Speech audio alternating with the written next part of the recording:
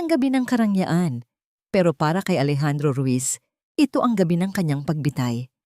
Habang umaapaw ang mamahaling alak, maririnig ang halakhak ng kanyang sariling kapatid na si Isabela habang sinasabing wala nang silbi ang isang lumpo kundi ang maging palamuti sa sariling mansyon. Ngunit sa gitna ng kadiliman, isang maliit na kamay ang humawak sa kanya. Isang paanyaya sa sayaw na magpapabagsak sa tore ng kasinungalingan. Magsisimula na ang paniningil o ito na ang simula ng kanyang paglaya. Isang pabigat na lang siya na kailangang tiisin para sa perang iniwan ng mga magulang namin. Wala nang iba pa.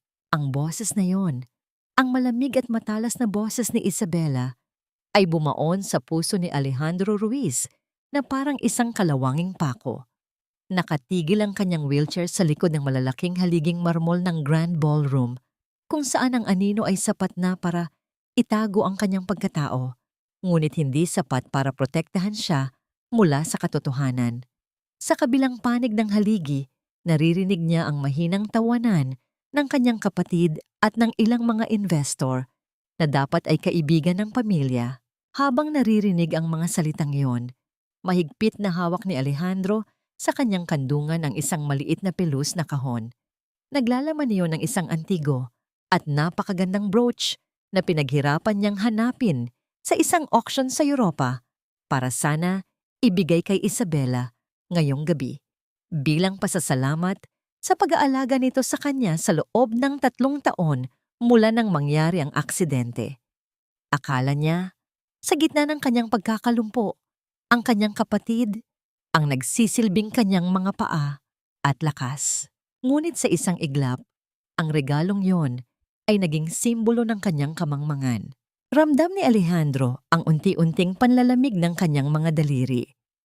Ang ingay ng marangyang orkestra, ang kalantog ng mga mamahaling kubyertos, at ang halimuyak ng pinakamahal na pabango sa silid ay tila naglaho, napalitan ng isang nakabibinging katahimikan sa loob ng kanyang isipan. Ang kanyang lalamunan ay nanikip, tuyot at mahapdi, na tila may nakabarang bubog na pumipigil sa kanya na huminga ng malalim. Gusto niyang sumigaw, gusto niyang itapon ang hawak na kahon, ngunit ang tanging nagawa niya ay ang lalong mabaon sa kanyang upuan habang ang kanyang paningin ay nagsisimulang lumabo dahil sa luhang ayaw niyang hayaang pumatak. Sa gitna ng kanyang pagdurusa, isang marang haplos sa kanyang balikat ang nagpabalik sa kanyang diwa. Hindi yon ang marahas na hawak ni Isabela. Ito ay magaan. Tila ba natatakot na baka mabasag siya sa isang maling galaw. Pag-angat ng kanyang tingin, nakita niya si Elena, ang babaeng laging nakayuko at tahimik na naglilinis ng mga pasilyo ng mansyon. Walang sinabi si Elena. Sa halip, lumuhod ito ng bahagya para ayusin ang telang nakatakip sa mga binti ni Alejandro na dahan-dahang nalalaglag. Ang kanyang mga mata ay puno ng isang uri ng lungkot na tila nauunawaan ang lahat ng sakit na hindi masabi ni Alejandro. Sir Alejandro, medyo malamig po rito sa may haligi. Gusto niyo po bang ilipat ko kayo sa mas malapit sa main table? Mahinahon at pabulong na tanong ni Elena. Ang kanyang tinig ay parang isang mainit na kumot sa gitna ng bumabagyong damdamin ng lalaki. Hindi nakasagot si Alejandro. Paano niya sasabihing mas gusto niyang lamunin na lang siya ng dilim kaysa humarap sa mga taong ang tingin sa kanya ay isang palamuting nawalan na ng halaga? Bago pa man makakilos si Elena, marahas na bumukas ang puwang sa pagitan ng mga haligi at lumitaw si Isabela. Bit-bit ang isang baso ng pulang alak. Ang kanyang nangiti ay hindi umabot sa kanyang mga mata, na puno ng pagkainis nang makita ang katulong na malapit sa kanyang kuya. Oh, nandito ka lang pala kuya. Kanina ka pa hinahanap ng mga guest natin? O baka naman nagtatago ka dahil nahihiya kang makita nila ang kalagayan mo? Pagmamayabang ni Isabela, sapat ang lakas ng boses para lumingon ang ilang malapit na panauhin. Lalong dumiin ang hawak ni Alejandro sa maliit na kahon sa kanyang kandungan. Isabela, huwag ngayon. Pabulong niyang pakiusap. Ang boses ay nangangatog sa pinaghalong galit at hiya. Ngunit tila walang naririnig ang kanyang kapatid. Lumapit pa ito.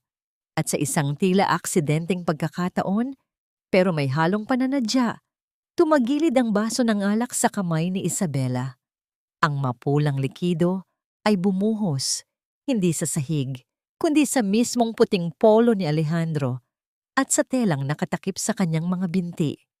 Ang lamig ng alak ay tumagos sa kanyang balat, ngunit ang init ng kahihiyan ay mas matindi. Naku, pasensya na kuya. Masyado kasing madilim dito. Hindi ko nakita ang wheelchair mo. Elena! Ano pang tinitingin-tingin mo dyan? Linisin mo ang dumi ng amo mo. Napakakalat naman kasi. Parang bata na kailangang laging sinusundan ng lampin. Wika ni Isabela sabay tawa ng mapait. Isang tawang naging hudyat ng bulungan sa paligid.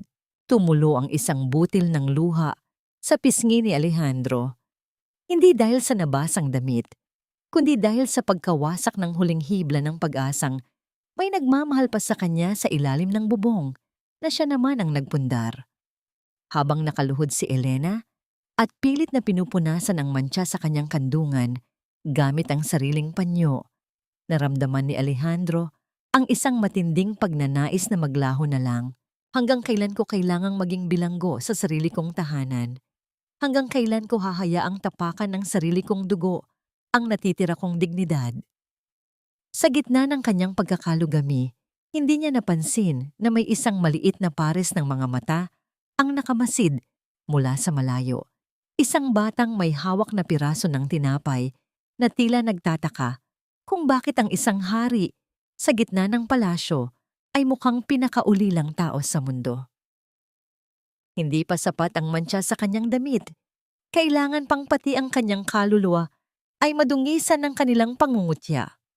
Habang nakayuko si Elena at pilit na tinatanggal ang bakas ng pulang alak sa kanyang kandungan, naramdaman ni Alejandro ang bawat titig ng mga panauhin na tila mga tusok ng karayom sa kanyang balat. Ang halakhak ni Isabela ay dahan-dahang humupa, ngunit napalitan ito ng mga bulong-bulungan na mas masakit pakinggan, mga salitang tulad ng sayang, pabigat, at balat kayo. Sa gitna ng dagat ng mga taong nakasuot ng seda at brilyante, walang sino man ang nagtangkang lumapit para tulungan siya. Para silang mga estatwa ng yelo, manhid, at walang pakialam. Ngunit sa ilalim ng ingay ng orkestra, isang mahinang tunog ng mga yabag ng maliliit na paa ang papalapit. Isang bata na may suot na simpleng bestidong kupas ang kulay, ngunit malinis, ang tumayo sa harap ng kanyang wheelchair. Si Lucia iyon, ang 7 taong gulang na anak ni Elena na kanina papalihim na nanonood sa dilim. Lolo Alejandro, bakit po kayo malungkot? Ang tanong ng bata. Ang kanyang tinig ay parang isang kampanang kristal na bumasag sa mabigat na atmosfera ng silid. Napatigil si Elena sa pagpupunas. Lucia, anak, huwag ngayon. Bumalik ka na sa kusina. Pabulong na saway ng ina. Ang boses ay puno ng kaba. Ngunit hindi natinag ang bata. Tumingin si Lucia sa mga mata ni Alejandro at doon, walang nakitang awa o paghamak ang lalaki. Ang nakita niya ay isang tapat na pagkilala. Sabi ni nanay, ang mga prinsipe daw sa kwento ay laging sumasayaw sa ganitong party. Gusto ko pong sumayaw, pero wala po akong partner. Pwede po ba tayong magsayaw? Isang maliit at mainit na kamay ang inilahad ni Lucia sa harap ni Alejandro. Isang matinding katahimikan ang bumalot sa buong ballroom. Ang mga biolin ay tila nawalan ng tono. Ang mga matatandang mayayaman ay napahinto sa kanilang pag-uusap. Ang kanilang mga mukha ay puno ng pagkagulat at pandidiri. Isang lumpo at isang anak ng katulong. Ito ay isang eksenang hindi kailanman nakasulat sa kanilang mga libro ng etiketa. Naramdaman ni Alejandro ang mabilis na pagtibok ng kanyang puso. Isang emosyon na matagal na niyang ibinaon, ang pag-asa, ay biglang kumitig sa kanyang dibdib. Tumingin siya kay Isabela na ngayon ay namumula na sa galit at kahihiyan. Pagkatapos, tumingin siya sa maliit na kamay ni Lucia. Sa kauna-unahang pagkakataon, sa loob ng 3 taon, hindi ang kanyang mga binti ang naramdaman niyang kumilos, kundi ang kanyang espiritu. Dahan-dahan, sa kabila ng pangangatog ng kanyang mga daliri, tinanggap ni Alejandro ang kamay ng bata. Hindi ako makatayo, Lucia. Hindi ko kayang sumayaw gaya ng iba. Mahina niyang sagot. Ang boses ay basag. Ngumiti si Lucia. Isang ngangiting nagdala ng liwanag sa pinakamadilim na sulok ng mansyon. Hindi naman po kailangang tumayo para sumayaw, Lolo. Ang sabi ni Nanay, ang pagsayaw ay nasa puso, hindi sa paa. Gamit ang kanyang isang kamay, dahan-dahang pinihit ni Alejandro ang joystick ng kanyang wheelchair. Sa bawat maliit na ikot, sumasabay si Lucia, umiikot-ikot sa paligid ng kanyang upuan habang mahigpit na hawak ang kanyang kamay. Ang tunog ng mga gulong sa makinis na sahig ay naging isang kakaibang ritmo. Sa sandaling iyon, ang tawa ni Lucia ay umalingaw-ngaw. Isang tunog na napakapuro at puno ng buhay na tila binuwag ang sementadong lungkot na bumabalot sa puso ni Alejandro sa loob ng mahabang panahon. Hindi na narinig ni Alejandro ang mga bulong. Ang tanging nakikita niya ay ang kislap sa mga mata ng bata. Naramdaman niya ang isang uri ng kalayaan na hindi kayang bilhin ng lahat ng milyong nasa bangko niya. Ngunit ang sandaling iyon ng himala ay biglang naputol. Ang marahas na yabag ng mga high heels ni Isabela ay lumapit. Bawat hakbang ay parang isang sampal sa katahimikan. Tama na ang kahibangang ito, sigaw ni Isabela. Habang ang kanyang mukha ay nanginginig sa puot, hinablot niya ang braso ni Lucia para ilayo ito kay Alejandro. Elena, kunin mo ang anak mo. Huwag niyo nang dagdagan ang kahihiyang ginagawa ng kapatid ko. Masyado na kayong nakakalimot sa lugar niyo. Dahil sa lakas ng pagkakahablot, muntik nang matumba ang bata. Nakita ni Alejandro ang takot sa mga mata ni Lucia at ang sakit sa mukha ni Elena. Sa sandaling iyon, ang apoy na matagal nang namatay sa loob ni Alejandro ay biglang nagliyab. Bago pa man makahakbang palayo si Isabela, bitbit ang bata. Isang mabilis at mahigpit na kamay ang humawak sa braso ng kanyang kapatid. Ito ang kamay ni Alejandro. Hindi ito ang kamay ng isang mahinang biktima, kundi ang kamay ng isang lalaking handa ng maningil. Bitawan mo ang bata, Isabela. Ang boses ni Alejandro ay mababa, ngunit puno ng awtoridad na yumanig sa buong silid. Hindi siya ang nagpahiya sa akin ngayong gabi. Ikaw ang gumawa noon. Napatigil si Isabela. Ang kanyang mga mata ay nanlaki sa gulat. Hindi siya makapaniwala na ang kuya niyang dating sunod-sunuran at walang kibo ay mayroon pa palang ganitong lakas. Ang pagtitinginan ng dalawang magkapatid ay tila isang giyera na wala pang kasiguruhan ng katapusan. Anong sabi mo? Nanginginig na tanong ni Isabela.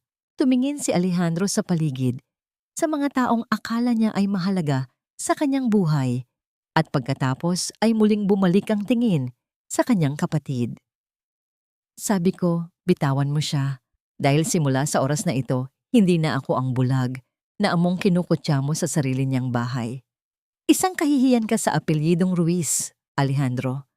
Mas pinili mo pang makipaglaro sa anak ng utusan kaysa pangalagaan ang dangal na iniwan ni na Papa. Ang mga salitang yon ni Isabela ay umalingaw-ngaw sa loob ng madilim na silid-tulugan ni Alejandro. Mas matalas pa sa anumang patalim. Pagkatapos ng gabi ng marangyang gala, kung saan ang lahat ay dapat sana ay pagdiriwang, ang tanging naiwan ay ang amoy ng natuyong alak sa sahig at ang bigat ng puot sa hangin. Nakatayo si Isabela sa paanan ng kama ng kanyang kuya. Ang kanyang mga mata ay nanlilisik, habang ang kanyang mga kamay ay nakapamewang. Tila isang hukom na nagbababa ng hatol sa isang kriminal. Habang nagpapakawala ng galit ang kanyang kapatid, dahan-dahang kinuha ni Alejandro ang isang basang bimpo mula sa gilid ng kanyang mesa. Sa kabila ng panginginig ng kanyang mga kamay, Pilit niyang pinupunasan ang mantsa ng alak na nanatili sa kanyang balat, isang pisikal na paalala ng kanyang kawalan ng kakayahan. Ang mabalasik na pananalita ni Isabela ay kabaligtaran ng marahang pag-asikaso na ginagawa ni Alejandro sa kanyang sariling sugatang dangal. Ang bawat salita ng kapatid ay parang laso na unti-unting pumapatay sa natitira niyang pagpapahalaga sa sarili. Sa loob ng dibdib ni Alejandro, tila may isang malaking bahagi ng kanyang pagkatao ang gumuho.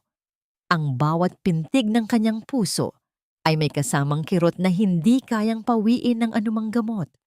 Ang kanyang lalamunan ay tuyot, at ang bawat hininga ay parang isang pakikibaka laban sa isang hindi nakikitang kamay na sumasakal sa kanya. Hindi siya makapagsalita.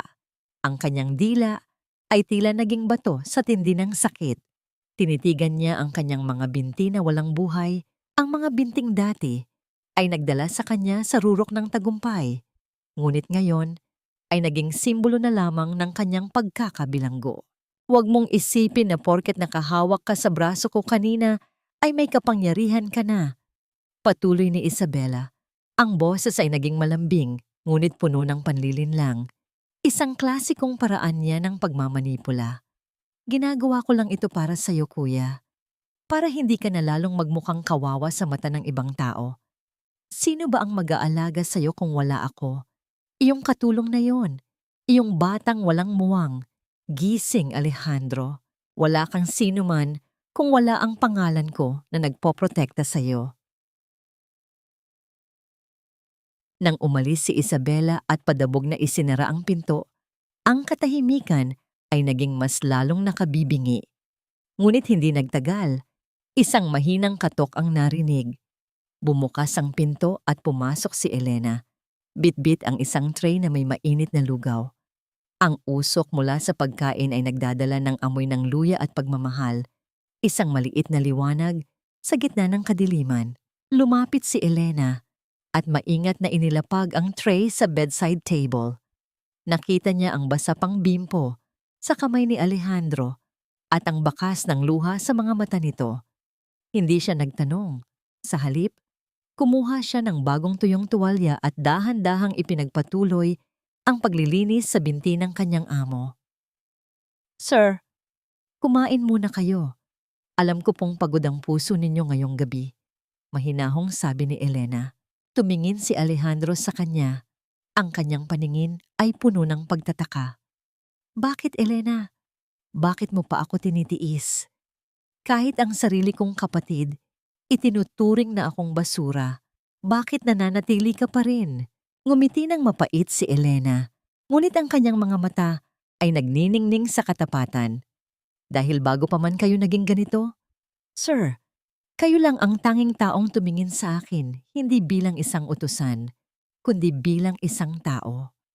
Ang dignidad na ibinigay ninyo sa akin noong wala akong kahit ano, iyon ang utang na loob na hinding-hindi ko makakalimutan. Hindi kayo basura, Sir Alejandro.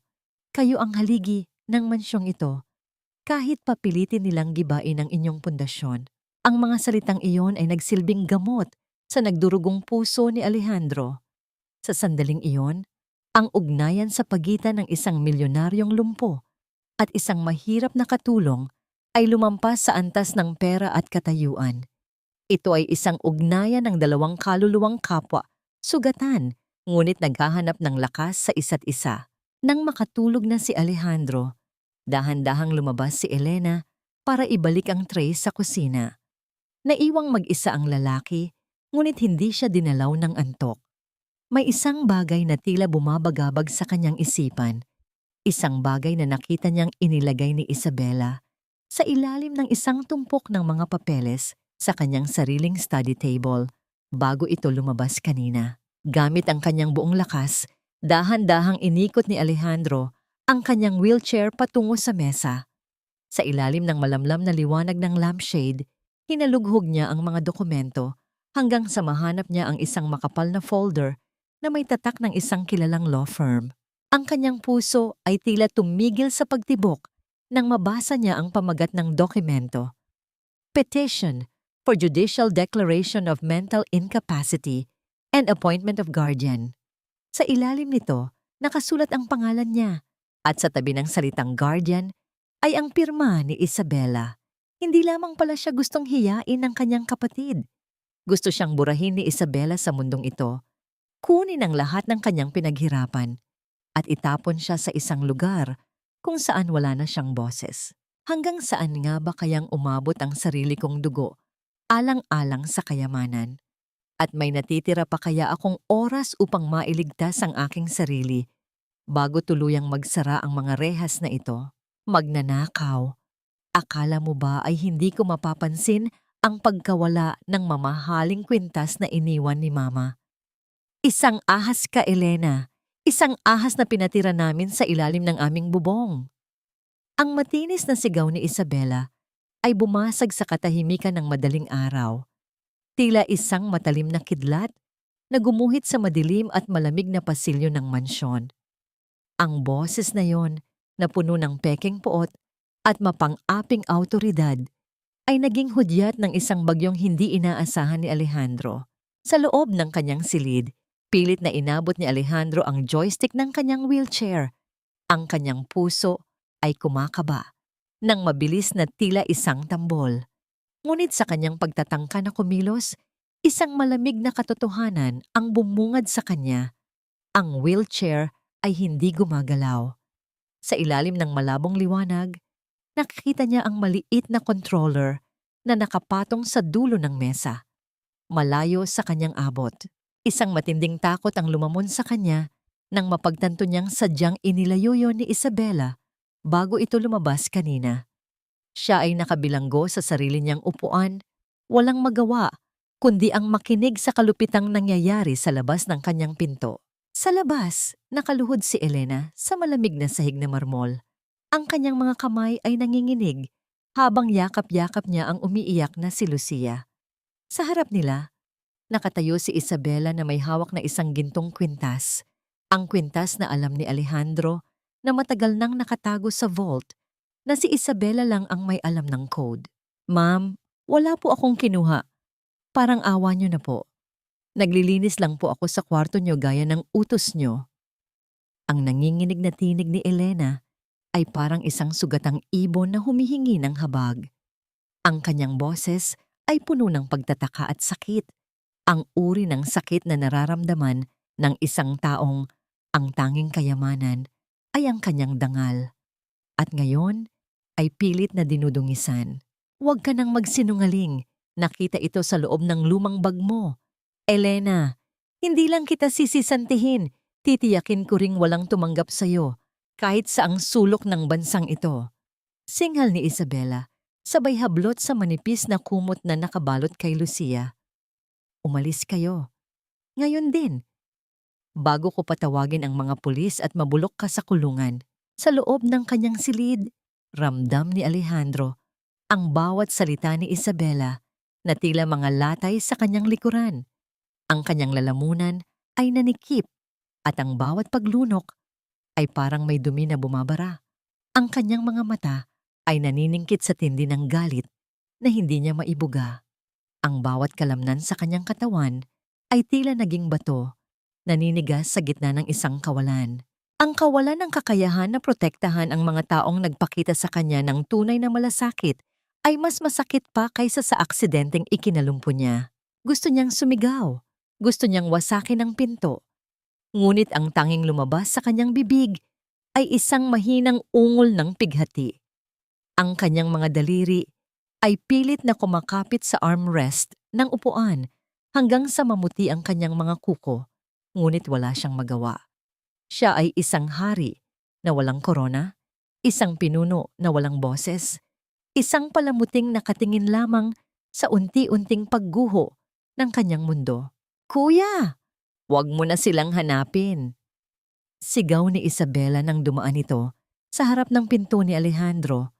Ang kanyang mukha ay puno ng isang nakapandidiring tagumpay.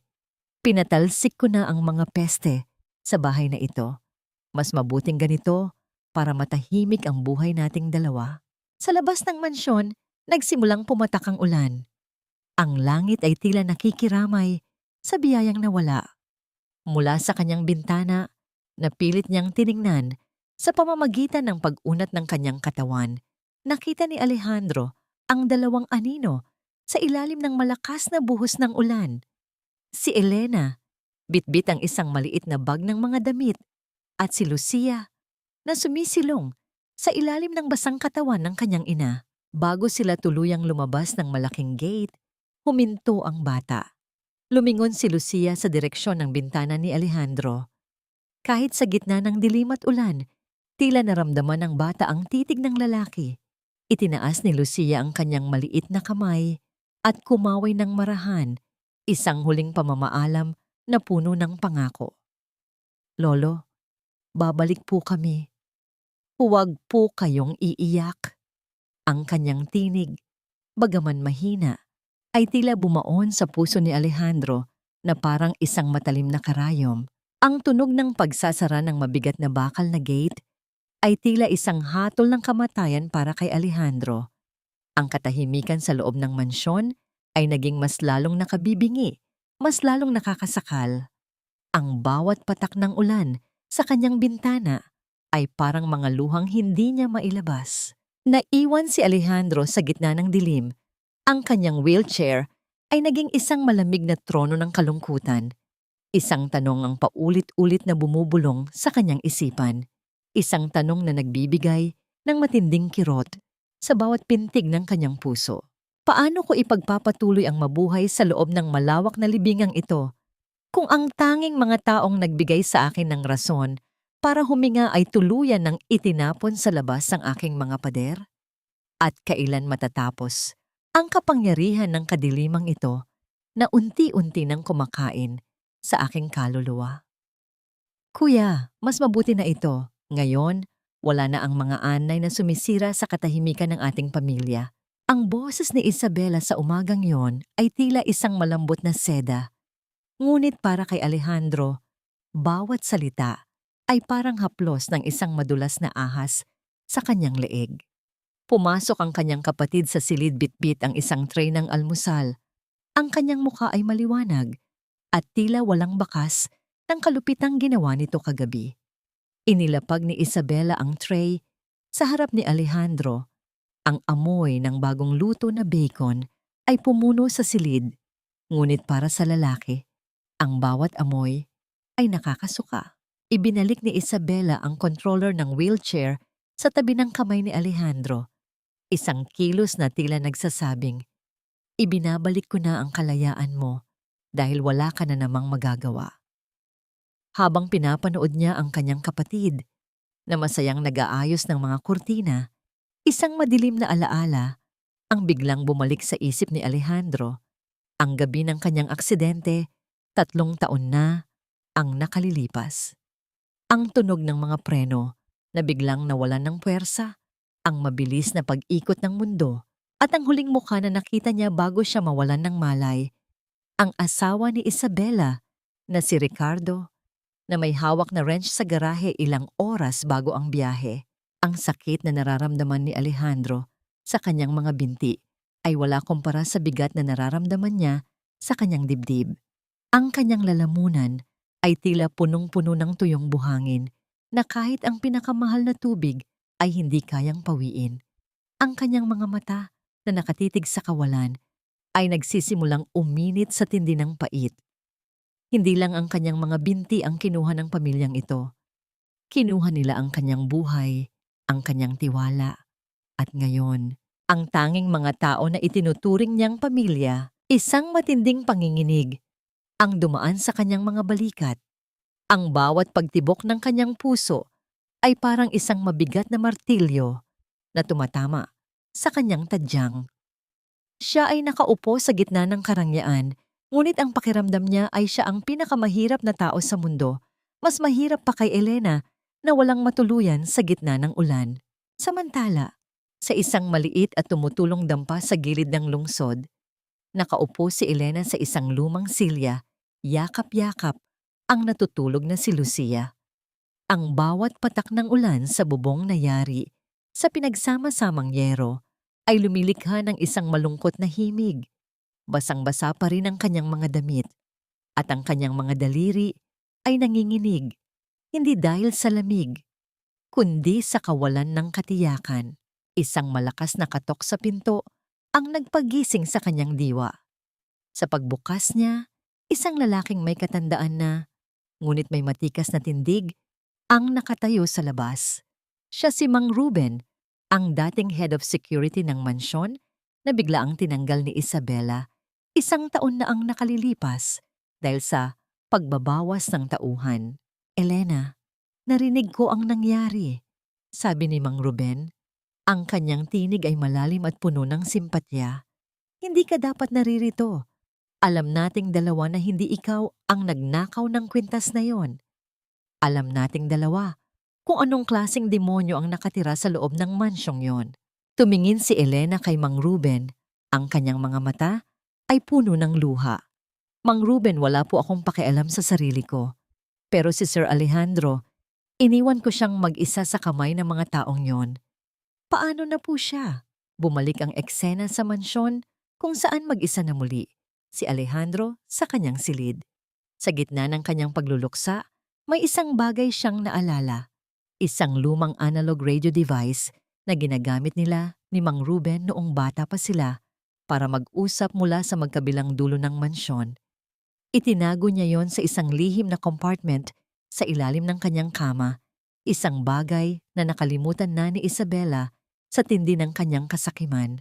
Gamit ang kanyang nanghihinang mga daliri, dahan-dahang kinapa ni Alejandro ang ilalim ng kama. Ang kanyang puso ay tumitibok ng mabilis. Bawat segundong lumilipas ay parang 1 taon. Sa wakas, naramdaman niya ang malamig na bakal ng lumang radyo. Ito na lang ang tanging sinulid na nag-uugnay sa kanya sa labas ng mga pader na ito. Ito na lang ang tanging paraan para marinig niya muli ang tinig ng katotohanan. Ngunit meron pa kayang makikinig sa kabilang linya? O huli na ang lahat para sa isang taong ang tanging magagawa ay ang bumulong sa dilim? Sigurado ka bang may makikinig pa sa isang boses na matagal nang ibinaon sa limot? Ang tanong na yon ay paulit-ulit na humahampas sa isipan ni Alejandro habang ang kanyang mga daliri na tila mga tuyong sanga ay dahan-dahang pinipihit ang kalawanging dial ng lumang radio device. Ang bawat maliit na pag-ikot ay lumilikha ng isang magaspang na pakiramdam ng bakal na kumikis-kis sa bakal, isang mekanikal na pagrerebelde sa loob ng kanyang madilim na silid.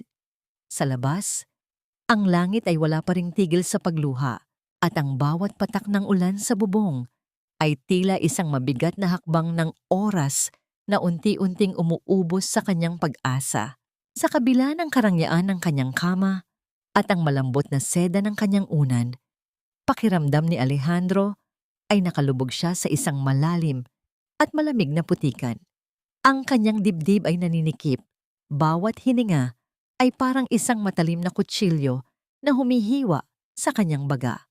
Ang takot na baka walang sumagot o ang takot na baka ang marinig niya ay ang katahimikan lamang ng kawalan, ay mas masakit pa kaysa sa anumang pisikal na pinsala. Ang kanyang puso ay tumitibok ng mabilis, isang ritmo ng desperasyon na tila sumasabay sa kidlat na paminsan-minsang nagbibigay ng maikling liwanag sa kanyang maputlang mukha.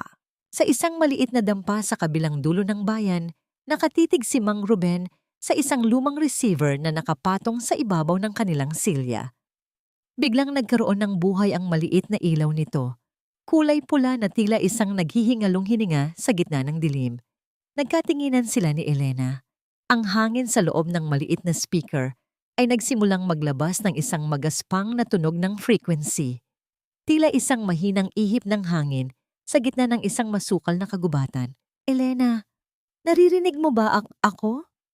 Isang mahina at basag na bulong ang lumabas mula sa speaker. Ito ang boses ni Alejandro, isang boses na puno ng takot, pag-iisa at isang uri ng pait na tila galing sa ilalim ng lupa. Napatakip ng bibig si Elena. Ang kanyang mga luha ay mabilis na dumaloy at pumatak sa kanyang nanginginig na mga kamay. Sir Alejandro? Sir, nandito po kami. Hindi po namin kayo pinabayaan. Ang kanyang sagot ay puno ng pagsusumamo. Ang kanyang boses ay tila isang anghel na bumababa sa gitna ng impyernong kinasasadlakan ng lalaki. Sa loob ng mansyon, nang marinig ni Alejandro ang tinig ni Elena, tila may isang malaking batong nakadagan sa kanyang dibdib. Ang biglang gumaan. Napapikit siya ng mariin. Ang mga luhang kanina pa niya pinipigilan ay tuluyan ng humulagpos at gumuhit sa kanyang mga pisngi. Ang bawat salita ni Elena ay parang isang mainit na haplos na nagpapahilom sa kanyang mga sugat. Elena, iligtas niyo ako. Kukunin nila ang lahat. Bulong ni Alejandro, ang kanyang boses ay nanginginig sa tindi ng emosyon. Alam ko na ang totoo tungkol sa aksidente. Hindi ito aksidente, Elena. Pinlano nila ito. Ngunit bago pa man makasagot si Elena, isang matigas at pamilyar na tunog ng mga yabag ng sapatos ang narinig ni Alejandro mula sa labas ng kanyang pinto. Ang bawat hakbang ay tila isang tunog ng hatol, mabigat at dahan-dahan. Ang hawakan ng pinto ay nagsimulang gumalaw, lumilikha ng isang maliit na tunog ng bakal na nagkakaugnay. Mabilis na itinago ni Alejandro ang radyo sa ilalim ng kanyang kumot. Ang kanyang puso ay tila tatalon sa kanyang lalamunan sa tindi ng kaba. Ang pawis ay nagsimulang mamuong sa kanyang noo, malamig at malagkit. Bumukas ang pinto at pumasok si Isabela. May hawak na isang baso ng gatas, ngunit ang kanyang mga mata ay hindi nakatingin sa gatas.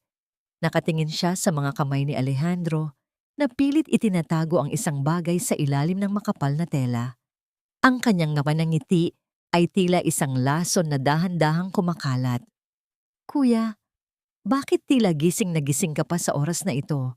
At bakit tila may kinakausap ka sa dilim? Ang boses ni Isabela ay malambing, ngunit ang bawat pantig ay puno ng panganib. Lalong dumiin ang hawak ni Alejandro sa device sa ilalim ng kumot. Ang katahimikan sa loob ng silid ay naging mas lalong mapanganib, tila isang lubid na unti-unting humihigpit sa leeg ng isang taong wala ng takasan. Magagawa kaya ni Alejandro na itago ang kanyang huling pag-asa mula sa matalas na paningin ng kanyang kapatid? O ito na ang huling pagkakataon na maririnig niya ang tinig ng mga taong tunay na nagmamahal sa kanya? Ano yang itinatago mo sa ilalim ng kumot, kuya? Para kang isang bata na nahuli sa akto ng pagnanakaw ng candy sa garapon. Ang boses ni Isabela ay tila isang malamig na talim na dahan-dahang humihiwa sa katahimikan ng silid. Nakatayo siya sa gilid ng kama ni Alejandro. Ang kanyang anino ay mahaba at tila isang dambuhala na nagnanais lumamon ng lahat ng liwanag. Ang kanyang mga mata ay naniningkit, pilit na binabasa ang bawat maliit na panginginig ng mga balikat ng kanyang kuya. Sa ilalim ng makapal na kumot, ang mga daliri ni Alejandro ay tila naging yelo sa tindi ng kaba. Nararamdaman niya ang matigas na anyo ng lumang radio device. Ang bakal nito ay tila lalong bumibigat sa kanyang palad. Ang kanyang puso ay tila isang bilanggong ibon na nagpupumiglas lumabas sa kanyang tadyang. Bawat tibok ay may kasamang huni ng takot. Ang bawat butil ng pawis na gumugulong mula sa kanyang noo patungo sa kanyang sentido ay parang isang lason na nagpapaalala sa kanya ng kanyang kawalan ng lakas. Wala, Isabela. Nagdarasal lang ako. Ang mahinang sagot ni Alejandro, ang boses ay basag at tila nanggaling sa isang tuyong balon. Ang kanyang lalamunan ay naninikip. Bawat paglunok ay parang may nakabarang tinik na pumipigil sa kanya na huminga ng maluwag. Isang mapait na tawa ang kumawala sa mga labi ni Isabela. Nagdarasal? Akala ko ba ay matagal mo nang tinalikuran ng Diyos mula nang maging ganyan ang kalagayan mo? Huwag mo akong lokohin, kuya. Alam ko kapag may itinatago ka. Dahan-dahang iniabot ni Isabela ang kanyang kamay, ang kanyang mga kuko na pininturahan ng matingkad na pula ay tila mga kuko ng isang agila na handang sumunggab sa biktima. Ngunit bago pa man mahila ni Isabela ang kumot, Isang malakas na tunog ng mabasag na kristal ang narinig mula sa ibaba, sa bandang kusina. Ang tunog ay tila isang hiyaw sa gitna ng gabi na nagpalingon kay Isabela patungo sa pinto. Walang hiyang mga katulong yon. Pati ba naman sa pagtulog ko ay iistorbohin nila ako? Galit na bulalas ni Isabela. Muling tumingin ang babae kay Alejandro nang may pagdududa. Ngunit ang ingay sa ibaba ay mas mahalaga para sa kanya. Huwag kang aalis dyan, kuya. Pagbalik ko, titiyakin kong wala ka nang itinatago. Padabog na lumabas si Isabela. Ang tunog ng kanyang mga takong sa sahig ay tila mga huling patak ng oras bago ang isang sakuna. Samantala, sa labas ng mansyon, sa ilalim ng isang punong nara na basang-basa ng ulan, nakatayo si Elena. Ang kanyang tiyan ay humahapdi sa gutom, isang matinding sakit na tila kinakain ang kanyang loob. Ang bawat hininga niya ay may kasamang usok ng lamig, at ang kanyang mga paa ay namamanhid na sa basang lupa. Sa tabi niya, si Lucia ay dahan-dahang nakasandal sa kanyang binti.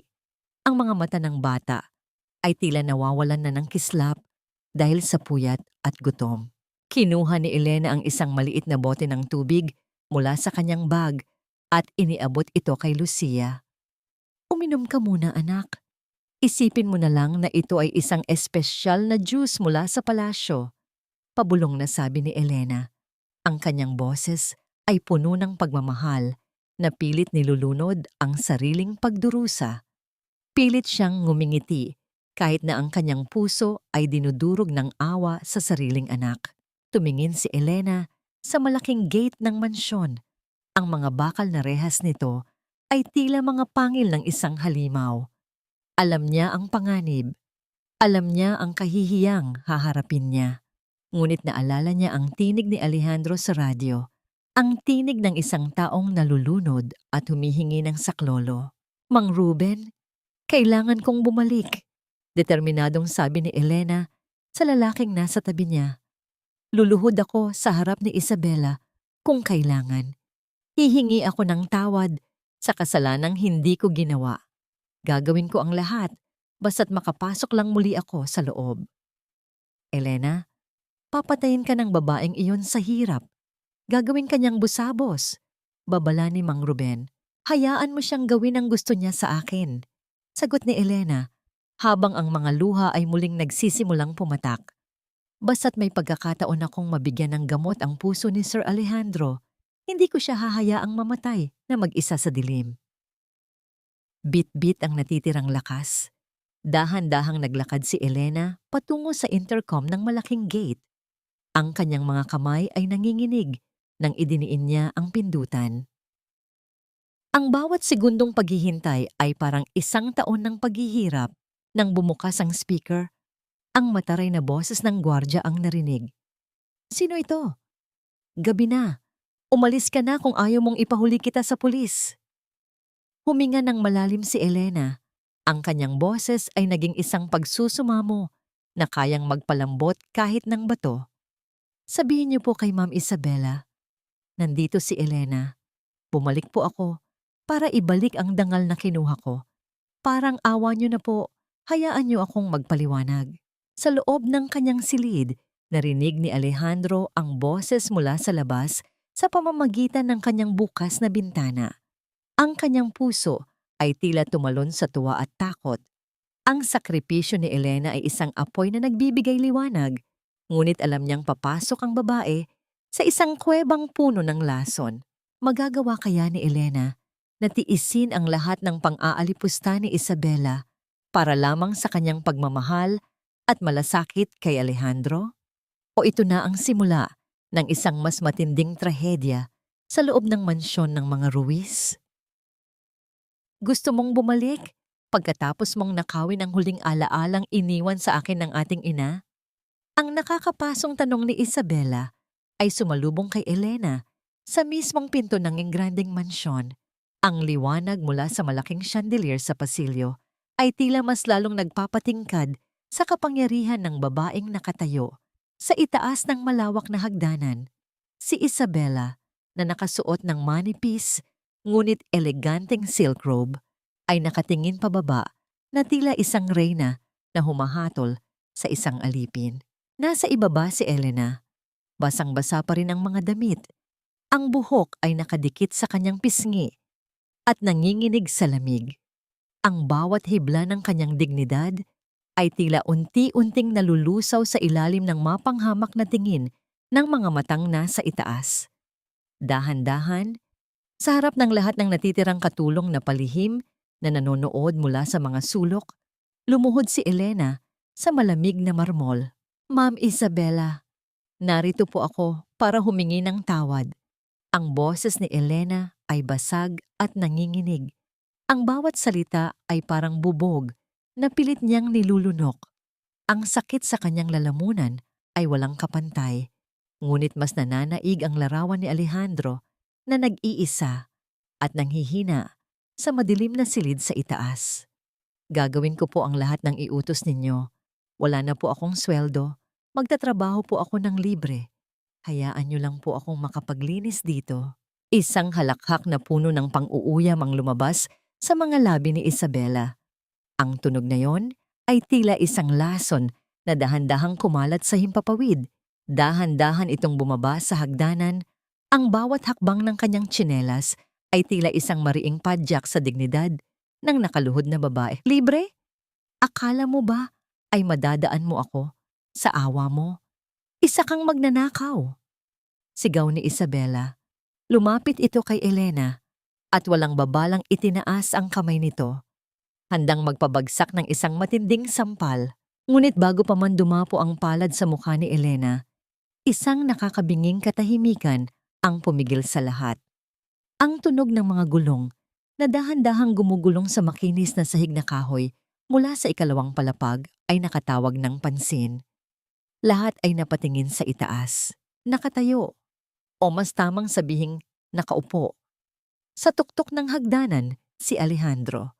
Ang kanyang mukha ay maputla, ang buhok ay magulo, ngunit ang kanyang mga mata ay nagliliyab sa isang matinding galit na hindi kailanman nakita ni Isabela bago pa man mangyari ang aksidente. Gamit ang kanyang nanghihinang braso, nakahawak siya ng mahigpit sa barandilya, tila pilit na ibinibigay ang buong bigat ng kanyang kaluluwa sa pagpigil sa kawalan ng katarungan. Subukan mong idapo ang kamay mo sa kanya, Isabela, at isusumpa kong gagapangin kita mula sa hagdanang ito hanggang sa makita mong unti-unting nasusunog ang lahat ng perang ninanakaw mo sa akin. Ang boses ni Alejandro ay mababa, ngunit puno ng isang mapanganib na awtoridad. Napatigil si Isabela. Ang kanyang kamay ay nanatiling nakataas sa ere. Hindi siya makapaniwala na ang kanyang kapatid na inakala niyang tuluyan ng nadurog ang sibong espiritu ay may kakayahan pang magbanta ng ganoon katindi. Kakuya, paanong nakarating ka rito? Nauutal na tanong ni Isabela. Pilit na ibinabalik ang kanyang mapagmataas na tindig, ngunit halata ang kaba sa kanyang tinig. Hayaan mong pumasok si Elena, utos ni Alejandro. Hindi pinansin ang tanong ng kapatid. Kailangan ko siya.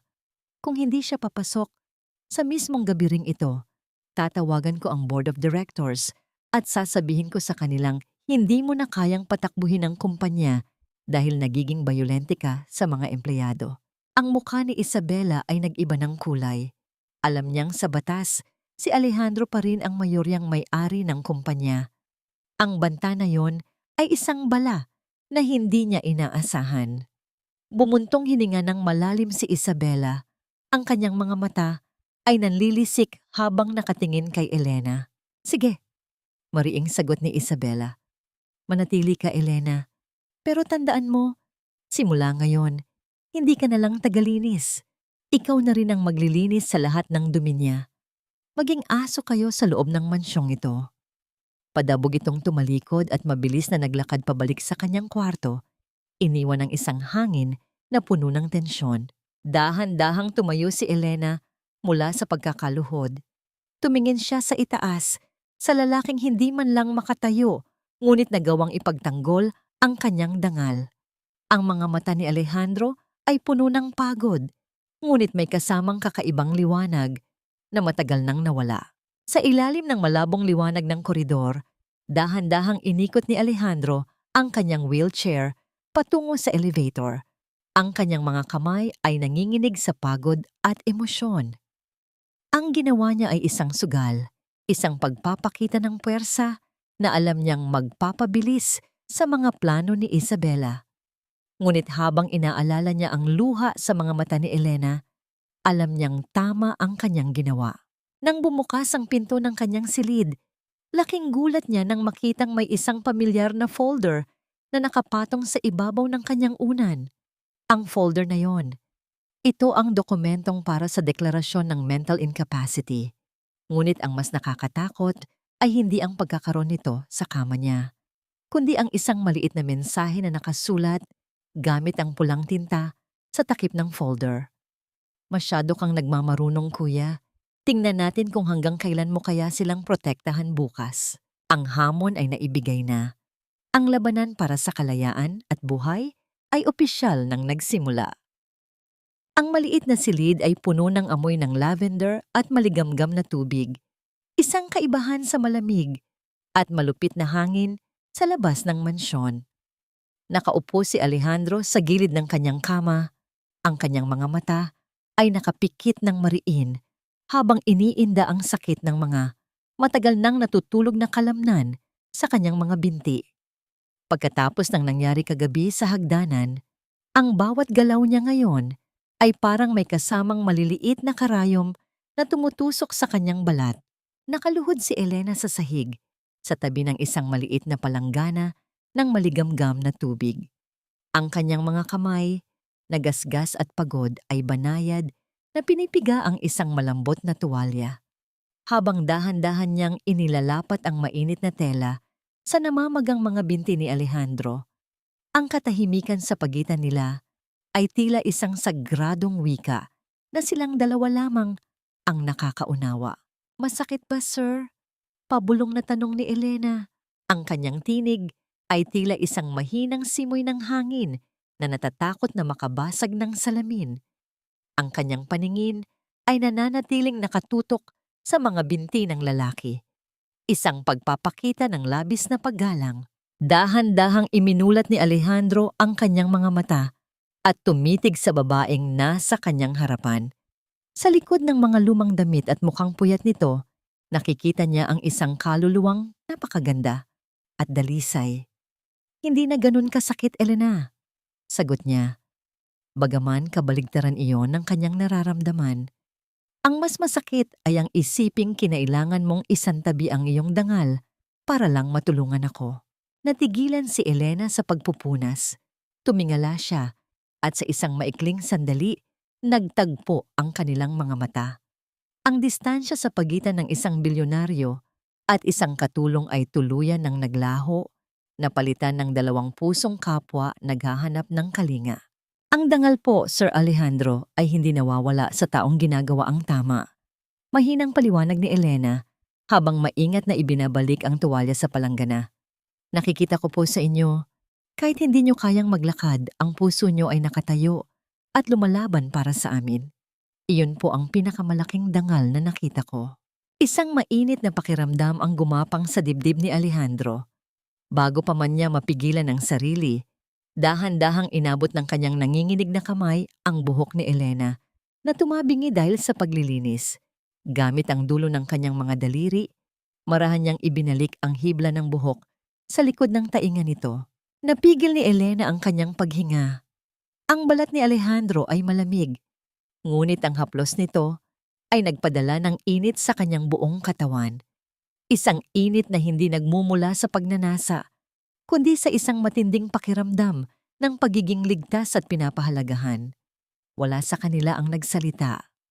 Ang tanging naririnig ay ang mabilis na pagtibok ng kanilang mga puso at ang mahinang pagpatak ng tubig mula sa tuwalya papunta sa palanggana. "Salamat," bulong ni Alejandro.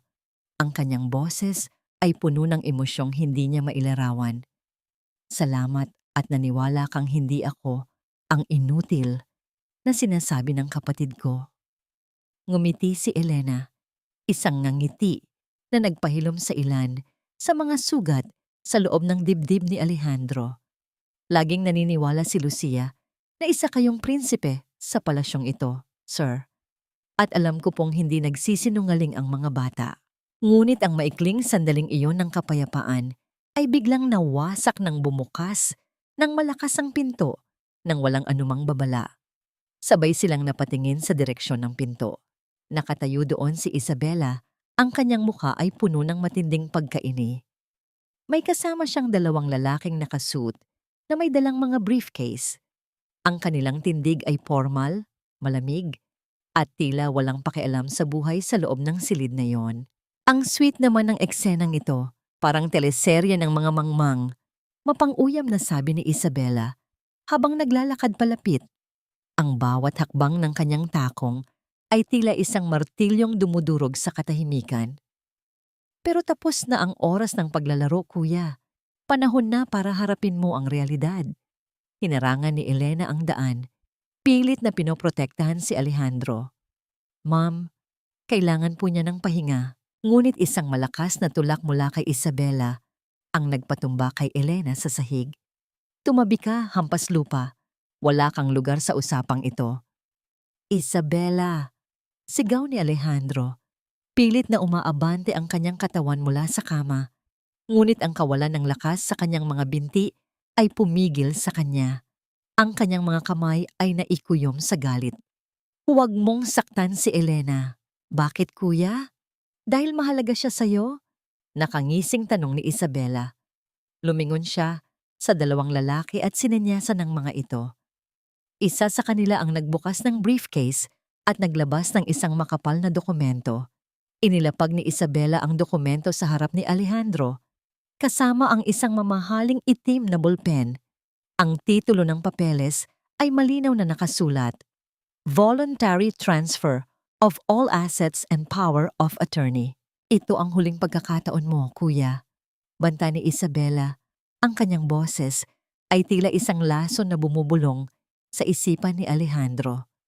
Pirmahan mo ito ngayon ng kusa at hahayaan ko kayong mabuhay ng tahimik. Hahayaan ko itong babaeng ito na magpatuloy sa pag-aalaga sa iyo. Pero kung hindi, bumuntong hininga si Isabela at tumingin sa bintana, kung saan makikita ang maliit na figura ni Lucia na naglalaro sa hardin sa ibaba. Kung hindi lang kayo mapupunta sa kalye. Baka bukas, makita na lang nilang umiiyak ang batang iyon dahil ang nanay niya ay nakakulong dahil sa pagnanakaw. At ikaw ay nasa isang madilim na selda ng isang mental asylum, binabaliw ng mga gamot. Ang bolpen ay nakapatong sa papel. Ang dokumento ay nakabukas sa pahina kung saan kailangan ang kanyang pirma. Ang buhay ni Elena at Lucia ay nakasalalay sa dulo ng kanyang panulat. Tiningnan ni Alejandro si Elena na ngayon ay pilit na bumabangon. Ang mukha ay puno ng takot. Tiningnan niya ang papeles. Ang bigat ng responsibilidad at ang kawalan ng katarungan ay halos dumurog sa kanyang dibdib. Pipirma ba siya at isusuko ang lahat ng ipinundar niya para sa kaligtasan ng mga taong nagmamahal sa kanya? O lalaban siya kahit alam niyang ang kapalit nito ay ang posibleng kapahamakan ni Elena at Lucia? Ang itim na bolpen ay nakapatong sa makapal na dokumento. Tila isang patalim na naghihintay na ibaon ni Alejandro sa sarili niyang puso. Ang malamig na titig ni Isabela at ng dalawang abogadong walang emosyon ay parang mga anino na unti-unting lumalamon sa liwanag sa loob ng silid. Nakatitig si Alejandro sa papel. Ang bawat letra ng dokumento ay tila naging mga uod na gumagapang sa kanyang paningin, sumisira sa huling piraso ng kanyang pinaghirapan. Tumingin siya kay Elena na ngayon ay nanginginig sa gilid. Ang mga mata ay puno ng takot, ngunit patuloy na umiiling, tahimik na nagsusumamo na huwag siyang sumuko. Sa labas ng bintana, naririnig niya ang mahinang halakhak ni Lucia na walang kaalam-alam sa bagyong nagaganap sa itaas ng mansyon. Ano na, kuya? Masyado kayatang nag-iisip para sa isang taong wala namang pagpipilian. Nakangising pangungutya ni Isabela. Dahan-dahan itong lumapit at itinaas ang bolpen. Ibinibigay ito mismo sa kamay ng kanyang kapatid. Isang pirma lang at magiging payapa na ang lahat. Nanginginig ang mga daliri ni Alejandro nang tanggapin niya ang bolon. Ang lamig ng bakal nito ay tila nagpapabagal sa pagtibok ng kanyang puso. Ipinikit niya ang kanyang mga mata. Sa loob ng kanyang isipan, naglaban ang pagnanais na protektahan sina Elena at Lucia at ang paninindigan na huwag hayaang magtagumpay ang kasamaan. Dahan-dahan niyang inilapit ang dulo ng bolpen sa linya kung saan nakasulat ang kanyang pangalan. Ang ngiti sa mukha ni Isabela ay lalong lumawak. Isang ngiti ng pagiging ganid at tagumpay. Ang dalawang abogado ay nagkatinginan. Tila inihahanda na ang kanilang mga briefcases para sa pag-alis. Ngunit bago pa man dumampi ang tinta sa papel, biglang napatigil si Alejandro. Isang alaala ang dumaan sa kanyang isipan, ang araw na namatay ang kanilang ama. Ang mga huling salita nito bago malagutan ng hininga, "Alejandro, huwag mong hayaang kainin ng pera ang kaluluwa ng pamilyang ito. Ikaw ang magpoprotekta sa tama." Bumilis ang hininga ni Alejandro. Ang kanyang mga mata ay biglang dumilat, hindi na puno ng takot, kundi ng isang nag-aapoy na determinasyon. Tiningnan niya si Isabela nang diretso sa mata. "Tama ka, Isabela. Isang pirma lang at magbabago ang lahat." Mababa at kalmadong sabi ni Alejandro. Pagkatapos, sa halip na pumirma, ginamit ni Alejandro ang kanyang natitirang lakas para hawakan ng mahigpit ang dokumento at sa isang mabilis na galaw, pinunit niya ito sa gitna. Ang tunog ng napunit na papel ay umalingaw-ngaw sa buong silid. Mas malakas pa sa inaasahan, tila isang sampal sa mismong mukha ng mga taong nagtatangkang magnakaw ng kanyang kalayaan. Hinihingal, itinapon niya ang mga piraso ng papel sa mismong mukha ng kanyang kapatid. "Hindi ko isusuko ang kumpanyang ipinundar ng mga magulang natin sa isang ahas na katulad mo." Nanlaki ang mga mata ni Isabela. Ang kanyang mukha ay pumula sa tindi ng puot at kahihiyan. Ang kanyang mga kamay ay naikuyom ng mahigpit. "Binalaan na kita, Alejandro. Akala mo ba ay nagbibiro ako? Ipapapulis ko ang babaeng yan ngayon din." Sigaw niya habang dinuduro si Elena. Mabilis na tumayo si Isabela, handang lumabas para tuparin ang kanyang banta. Ngunit sa sandaling iyon, ang isa sa mga abogado na kanina patahimik sa gilid ay dahan-dahang humakbang paharap. Siya ay may edad na, may puting buhok, at ang kanyang mga mata ay nagtataglay ng isang kakaibang lalim. Siya si Attorney Mendoza, ang matagal ng legal counsel ng pamilya Ruiz, bago siya sinibak ni Isabela, ngunit nagpanggap na nagtatrabaho para sa kasalukuyang law firm upang makapasok muli sa mansyon. "Sandali lang, Isabela," kalmadong wika ni Attorney Mendoza. Kumuha siya ng isa pang folder mula sa kanyang sariling briefcase. "Bago ka tumawag ng pulis, marahil ay gusto mong makita ang dokumentong ito." Napakunot ang noo ni Isabela. Padabog niyang kinuha ang folder at binasa ito. Sa bawat salitang binabasa niya, ang kulay sa kanyang mukha ay unti-unting nawawala. Ang kanyang mga kamay ay nagsimulang manginig. Nakatitig si Alejandro kay Attorney Mendoza. Hindi rin makapaniwala sa nakikita. "Ano ito?" Pasigaw na tanong ni Isabela. Ang kanyang boses ay naging matinis sa tindi ng gulat. "Pekeng dokumento ito. Hindi kailanman inilipat sa akin ang mga utang na ito." "Hindi iyan peke, Isabela," kalmadong sagot ni Attorney Mendoza.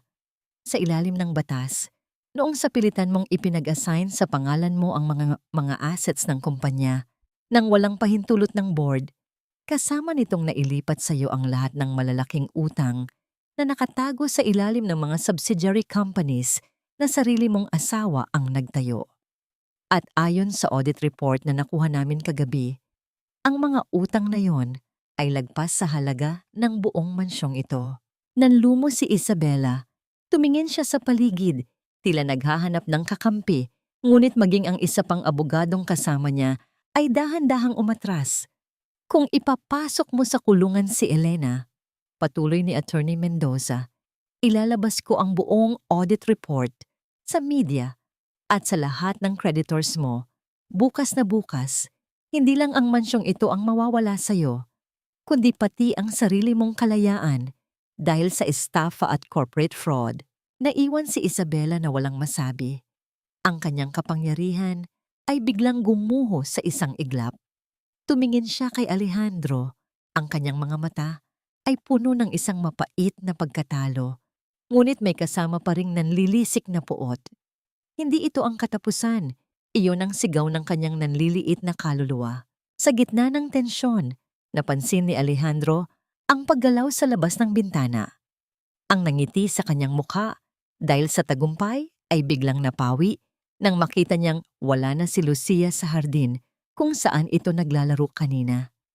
Sa halip, dalawang lalaking hindi pamilyar na nakaitim na damit ang mabilis na naglalakad palabas ng likod ng mansyon at may bitbit silang isang bagay na kasing laki ng isang bata na nakabalot sa sako. Ang puso ni Alejandro ay halos huminto. Ang tagumpay ay tila naging abo sa kanyang bibig. Bago pa siya makapagsalita, isang malakas na hiyaw ni Elena ang narinig mula sa ibaba. Isang hiyaw ng isang inang na wala ng kanyang anak. Ang hiyaw ni Elena ay umalingaw-ngaw sa buong mansyon, tila isang patalim na humihiwa sa mismong kaluluwa ng bawat makarinig nito. Ang tunog ng kanyang pag-iyak ay puno ng isang uri ng pighati na tanging isang ina lamang ang nakakaalam. Ang pagkatakot na baka ang pinakamahalagang bahagi ng kanyang buhay ay tuluyan ng nawala. Mula sa itaas ng hagdanan, naririnig ni Alejandro ang bawat hagulgol na tila mga bato na ibinabagsak sa kanyang dibdib. "Lucia! Anak ko! Nasaan ang anak ko?" Ang sigaw ni Elena ay sinundan ng tunog ng mga yabag niyang tumatakbo palabas ng likod bahay, pilit na sinusundan ang huling direksyon kung saan nakita ang mga lalaking nakaitim. Sa loob ng silid, ang katahimikan ay naging mas nakabibingi. Si Isabela, na kanina ay namumutla sa pagkatalo, ay unti-unting nakabawi. Isang mapait at malademonyong nangiti ang unti-unting sumilay sa kanyang mga labi. Tiningnan niya si Alejandro nang may panghahamak. Mukhang may mga bagay pa rin palang mas mabilis mangyari kaysa sa batas, Attorney Mendoza. Malamig na wika ni Isabela. Hindi niya inamin na siya ang may pakagagawan, ngunit ang kanyang ekspresyon ay sapat na para sabihing pabor sa kanya ang nangyari. Sayang. Kung pumirma ka lang sana ng maayos kanina. Kuya, baka naglalaro pa rin ng payapa ang batang iyon. Hindi na napigilan ni Alejandro ang sarili. Ang kanyang mga kamay ay nanginginig hindi sa takot, kundi sa isang matinding puot na kayang pumatay. Isabela, kapag may nangyaring masama kay Lucia, hindi na batas ang haharapin mo. Ako mismo ang sisingil sa'yo. Ang kanyang boses ay mababa, ngunit ito ay nagtataglay ng isang banta na mas madilim pa sa gabi. Walang sinabi si Isabela. Inayos lamang nito ang kanyang silk robe at dahan-dahang naglakad palabas ng silid, tila isang reyna na nag-iwan ng isang malaking sakuna sa kanyang nasasakupan. Agad na lumapit si Attorney Mendoza kay Alejandro. Kailangan nating kumilos ng mabilis. Hindi natin pwedeng i-report ito sa mga lokal na pulis agad dahil alam nating hawak ni Isabela ang ilan sa kanila. Kailangan ko ng mga taong mapagkakatiwalaan. Tawagan mo si Mang Ruben. Mabilis na utos ni Alejandro. Ang kanyang isip ay tumatakbo ng 1,000 milya kada oras. Siya ang nakakaalam ng bawat pasikot-sikot ng pamilyang ito. At kailangan nating hanapin ang asawa ni Isabela, si Ricardo. Kung pera ang dahilan, malamang na magkakasabwat sila. Ilang minuto ang lumipas, pumasok si Elena sa silid. Ang kanyang mukha ay basang-basa ng luha.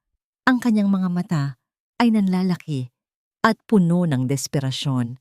Nakaluhod siya sa harap ng wheelchair ni Alejandro, humahagulgol na parang bata. "Sir, kinuha nila si Lucia. Ang anak ko. Parang awa niyo na. Tulungan niyo po ako. Tiningnan ni Alejandro ang babaeng paulit-ulit na nagsakripisyo para sa kanya. Ang kanyang puso ay nadudurog. Dahan-dahan niyang inilapit ang kanyang kamay at hinawakan ng mahigpit ang nanginginig na balikat ni Elena. Hinding-hindi ko hahayaang may mangyaring masama sa kanya, Elena. Ibinabalik ko sa iyo ang buhay ko at isinusumpa kong ibabalik ko rin ang sayo. Samantala, sa isang lumang bodega, malapit sa daungan ng lungsod, ang amoy ng kinakalawang na bakal at halumigmig ay pumupuno sa hangin. Sa isang sulok, nakaupo sa isang lumang silya ang maliit na si Lucia. Ang kanyang mga kamay ay nakatali sa likod at isang panyo ang nakapulupot sa kanyang bibig. Ang kanyang maliit na katawan ay nanginginig sa takot at lamig. Ang mga luha ay patuloy na umaagos sa kanyang mga pisngi. Tinatawag ang kanyang ina sa isipan. Sa labas ng pinto ng bodega, dalawang lalaki ang nag-uusap habang hinihintay ang pagdating ng kanilang boss.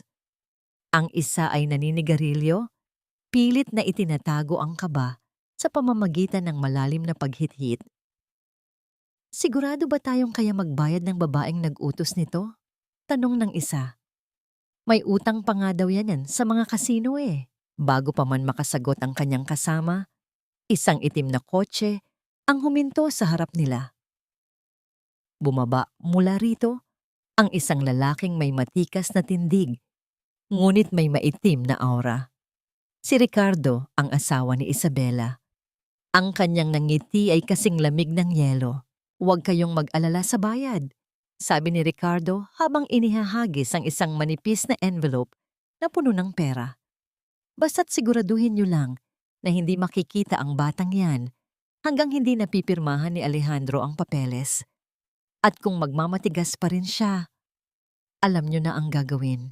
Sa loob ng bodega, kahit nakapiring at nakatali, narinig ni Lucia ang isang kakaibang tunog. Isang mahinang kaluskos mula sa itaas ng bubungan. Hindi ito tunog ng daga. Ito ay tunog ng isang taong dahan-dahang gumagapang, sinusubukang humanap ng daan papasok sa dilim. May pag-asa pa ba para sa maliit na anghel na nagbigay ng liwanag sa buhay ni Alejandro? O ang tunog na yon ay simula lamang ng mas malaking panganib? Sana po dumating na si nanay. Natatakot na po ako rito sa dilim. Ang munting bulong na yon, bagaman natatakpan ng makapal na tela ang bibig, ay tila isang napakalakas na pagsusumamo na nagmula sa kaibuturan ng puso ni Lucia. Nakaupo ang bata sa malamig na semento ng bodega. Ang kanyang maliit na katawan ay nanginginig sa bawat ihip ng hangin na pumapasok sa mga siwang ng lumang dingding. Ang amoy ng alikabok at nabubulok na kahoy ay sumasakal sa kanyang paghinga at ang bawat kaluskos ng mga daga sa paligid ay tila mga hakbang ng isang halimaw na naghihintay sa dilim. Ang kanyang mga mata na dati ay puno ng kislap at tawa, ngayon ay namumugto na sa walang tigil na pag-agos ng luha. Sa loob ng mansyon, ang kapaligiran ay hindi rin nagkakalayo sa dilim ng bodega. Nakatigil si Alejandro sa gitna ng kanyang silid. Ang kanyang mga kamay ay mahigpit na nakahawak sa armrest ng kanyang wheelchair hanggang sa mamuti ang kanyang mga kasukasuan. Sa kabilang dulo ng silid, nakaupo si Elena sa sahig. Ang kanyang mga balikat ay dahan-dahang gumagalaw sa bawat impit na hikbi. Ang katahimikan sa pagitan nila ay tila isang mabigat na ulap na punong-puno ng kuryente. Isang pagkakataong ang bawat segundo ay tila isang taon ng paghihirap. Isang matinding pait ang nananalaytay sa lalamunan ni Alejandro. Ang kanyang puso ay tila isang sugatang hayop na nakakulong sa isang hawla, nagpupumiglas na makalaya, ngunit walang magawa. Ang bawat tibok nito ay may kasamang tanong.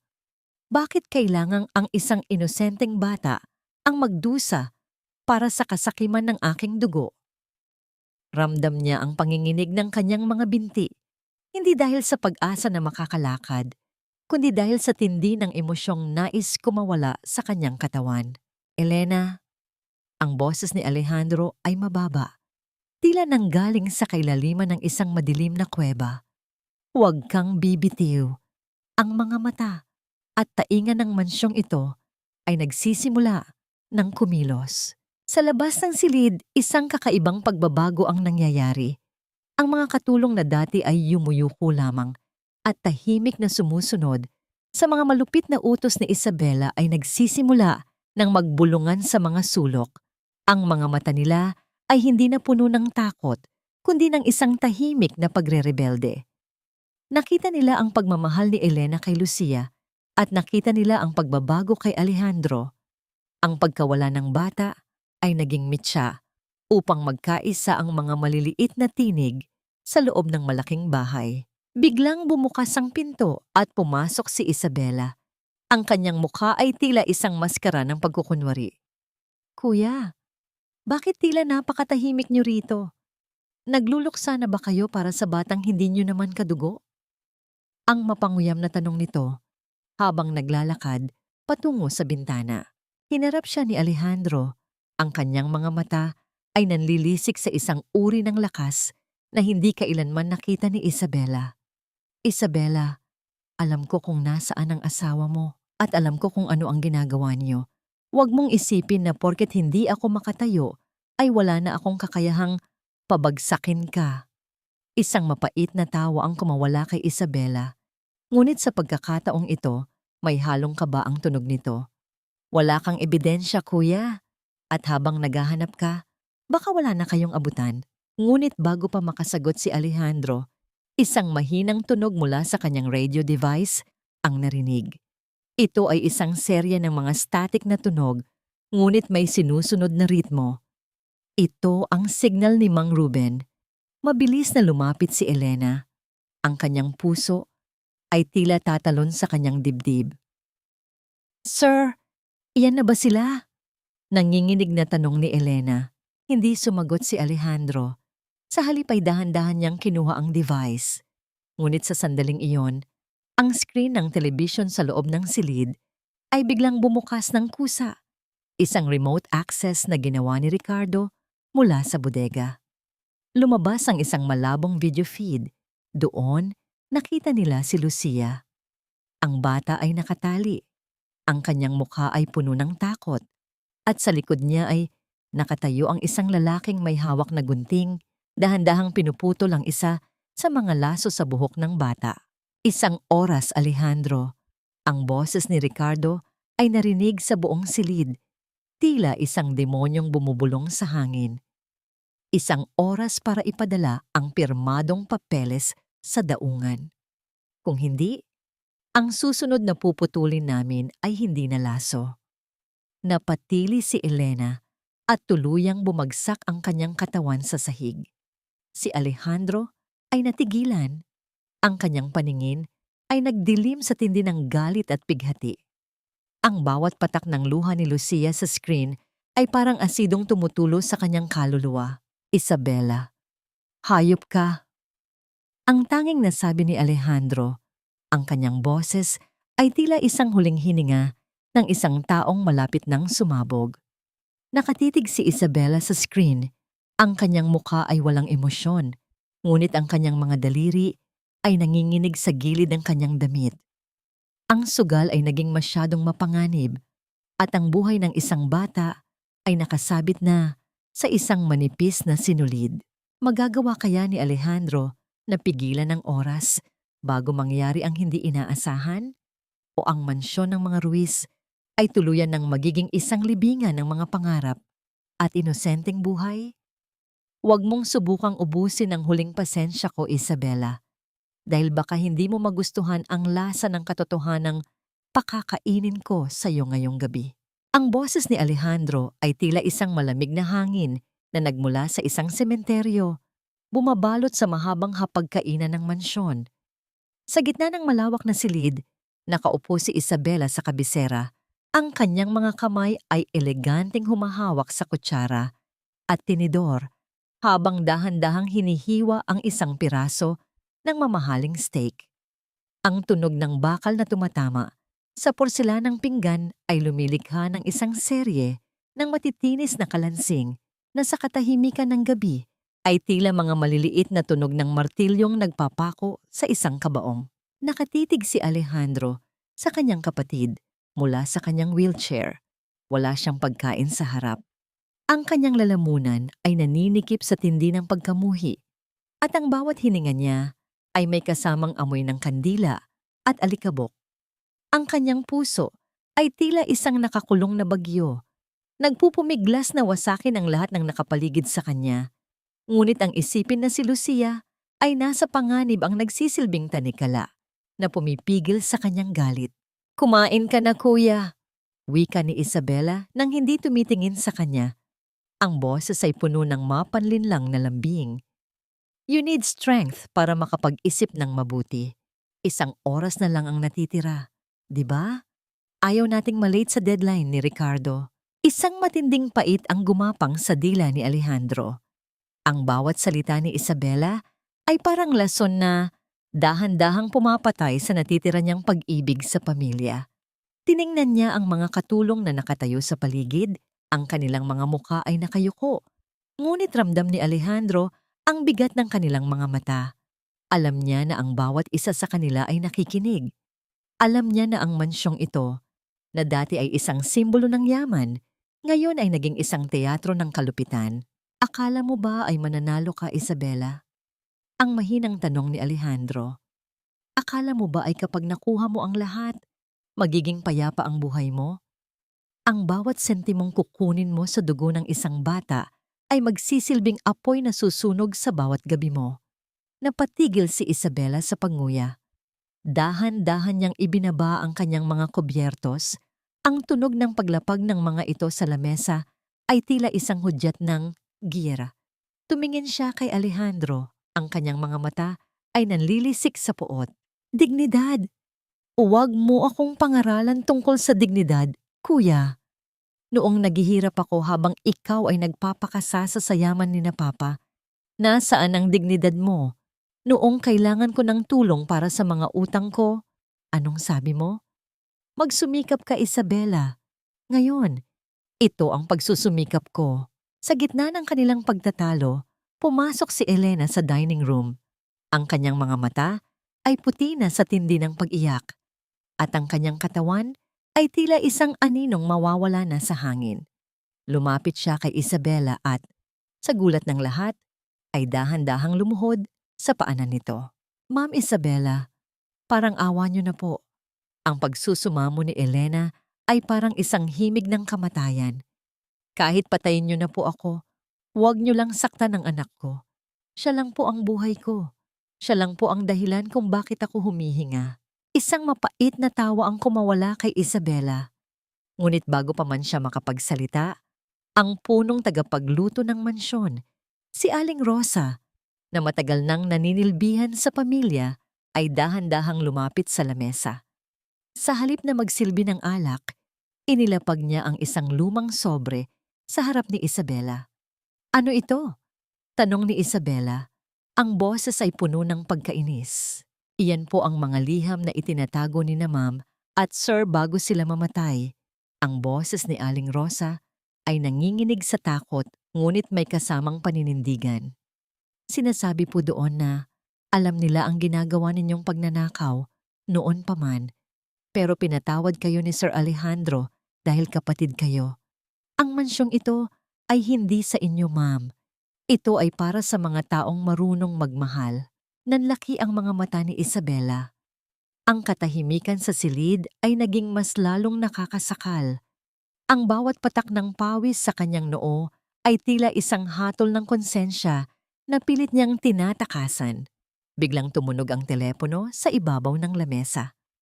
Ang pangalan ni Ricardo ay kumikislap sa screen, tila isang nagbabagang uling sa gitna ng dilim. "Time's up, Alejandro." Ang boses ni Ricardo ay narinig sa buong silid nang sagutin ito ni Isabela sa speakerphone. "Nasaan ang pirma? O gusto mo bang marinig ang huling iyak ng batang ito?" Narinig ni Alejandro ang mahinang hikbi ni Lucia sa kabilang linya, isang tunog na nagpadurog sa huling piraso ng kanyang puso.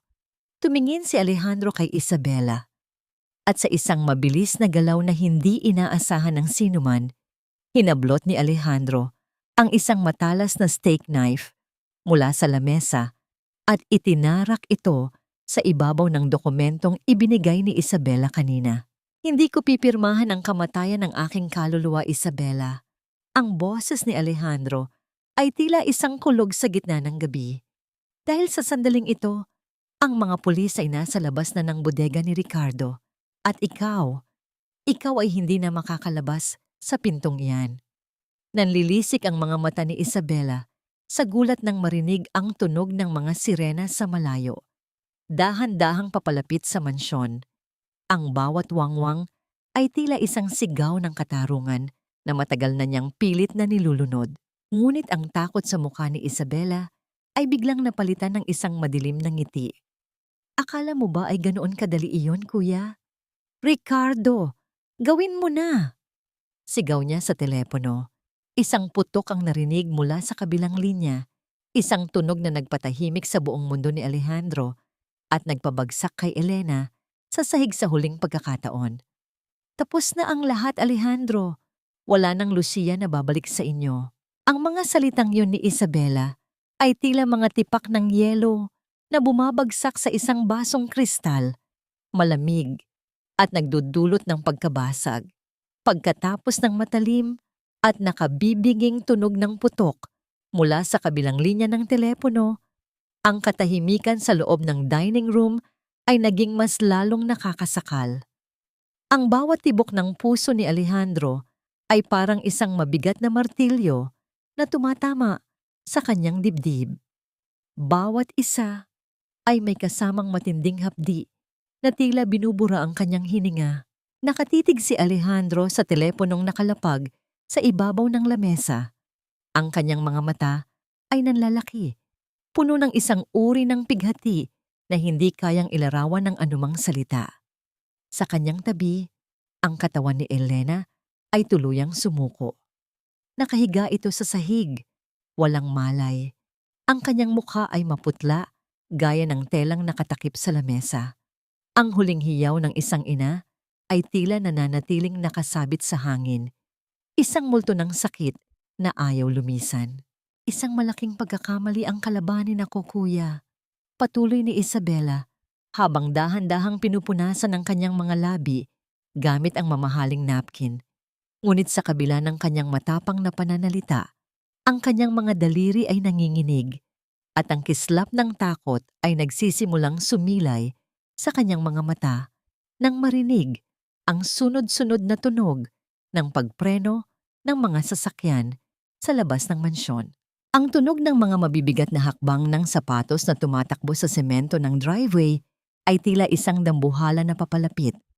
Ang malaking pinto ng mansyon ay bumukas ng marahas, lumilikha ng isang malakas na tunog ng kahoy na tumama sa pader. Pumasok ang mga awtoridad, kasama si Attorney Mendoza, na ang muka ay puno ng isang mapait na tagumpay. Isabela Ruiz, nasa ilalim ka ng pag-aresto para sa mga kasong estafa, corporate fraud, at pakikipagsabwatan sa pagdukot. Ang boses ng opisyal ay tila isang hatol ng langit, ngunit hindi nakikinig si Alejandro. Ang tanging naririnig niya ay ang mahinang tunog ng static mula sa kanyang radio device na nasa bulsa ng kanyang wheelchair. Dahan-dahan, sa gitna ng kanyang panghihina, kinuha niya ito. Isang pamilyar na boses ang narinig niya mula sa maliit na speaker. Isang boses na puno ng pagod, ngunit may kasamang malaking kaginhawaan. Sir Alejandro, ligtas ang bata. Ligtas si Lucia. Ito ang boses ni Mang Ruben. Ang putok na narinig niyo ay galing sa baril ko. Kailangang barilin ang kamay ni Ricardo bago niya pa kalabitin ang gatilyo laban sa bata. Nahuli na namin siya, sir. Isang matinding bugso ng emosyon ang lumunod kay Alejandro. Ang kanyang mga balikat ay dahan-dahang yumuko, habang ang mga luhang kanina pa niya pinipigilan ay tuluyang dumaloy. Tila isang dam na bumigay sa tindi ng tubig. Ang bawat hikbi niya ay may kasamang pasasalamat na tila isang dalangin na sa wakas ay dininig. Ang bigat na dinadala niya sa loob ng 3 taon, ang pakiramdam na siya ay walang silbi, ay biglang naglaho. Napalitan ng isang layunin na mas matatag pa sa anumang gusaling na itayo niya. Tumingin siya kay Isabela na ngayon ay pinoposasan na ng mga pulis. Ang kanyang kapatid ay nagwawala. Sumisigaw ng mga pagbabanta. Ngunit para kay Alejandro, ang boses nito ay parang isang mahinang bulong na lang sa gitna ng isang malakas na bagyo. Ang kapangyarihan ni Isabela ay tuluyan ng gumuho, gaya ng isang kastilyong buhangin na hinampas ng alon. Ilang sandali pa, ang pinto ay muling bumukas. Pumasok si Mang Ruben. Buhat-buhat ang isang maliit at nanginginig na si Lucia. Ang bata ay basang-basa. Puno ng dumi ang kanyang damit at ang kanyang mga mata ay nanlalaki sa takot.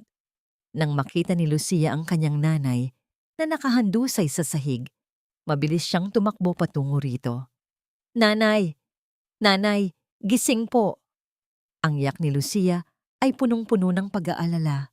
Ang kanyang maliliit na kamay ay dahan-dahang tinapik ang pisngi ni Elena. Dahil sa boses ng kanyang anak, dahan-dahang idinilat ni Elena ang kanyang mga mata.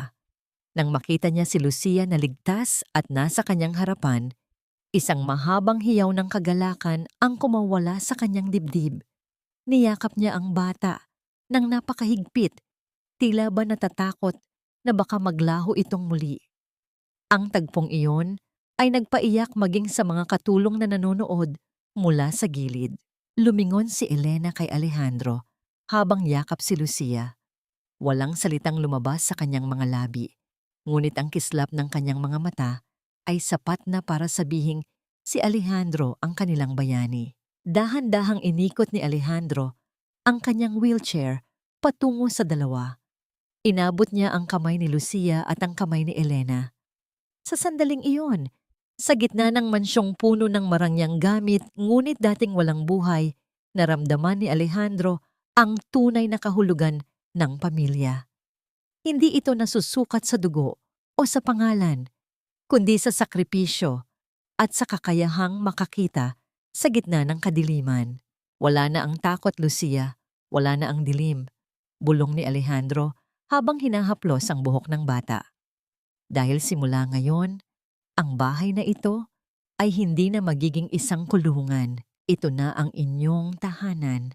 Isang huling tingin ang ibinigay ni Alejandro kay Isabela habang ito ay isinasakay sa patrol car. Walang galit sa kanyang mga mata, kundi isang malalim na awa para sa isang taong naging bulag sa tunay na kayamanan ng buhay.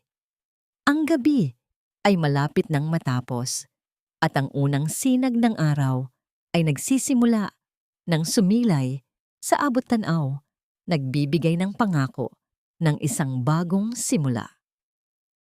Ang mansyong ito ay dating libingan ng aking kaluluwa, ngunit ngayon, ito na ang duyan ng mga pangarap. Ang bulong na yon ni Alejandro ay tila isang malambot na panalangin habang pinagmamasdan niya ang malaking bakuran mula sa balkonahe. Lumipas na ang 6 na buwan mula nang ang gabi ng lagim ay mapalitan ng liwanag ng katarungan.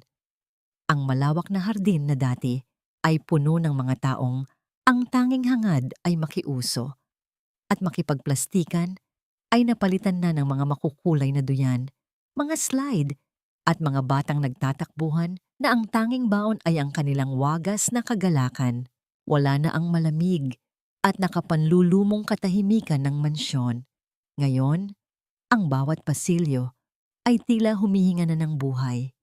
Ang mga pader na dati ay napapalamutian ng mga painting na walang kaluluwa ay puno na ngayon ng mga drawing ng mga bata, mga bahaghari, mga puno, at mga pamilyang magkakahawak kamay. Ang bahay pag-asa ay hindi na lamang isang plano. Ito ay isa ng masiglang tahanan para sa mga batang inulila ng tadhana. Dahan-dahang inikot ni Alejandro ang kanyang wheelchair. Ang kanyang bawat galaw ay may kasama ng tiwala at kapayapaan. Bagamat ang kanyang mga binti ay nananatiling mahina, ang kanyang espiritu ay nakatayo na ng matuwid, mas matatag pa sa anumang haligi ng kanyang kumpanya. Ang kanyang mukha, na dati ay tila isang tuyong lupa, ngayon ay nagtataglay na ng isang uri ng ningning na nagmumula sa kaibuturan ng kanyang pagkatao. Isang marahang tunog ng pagbukas ng pinto ang nakakuha ng kanyang atensyon. Pumasok si Elena, bitbit ang isang baso ng sariwang juice.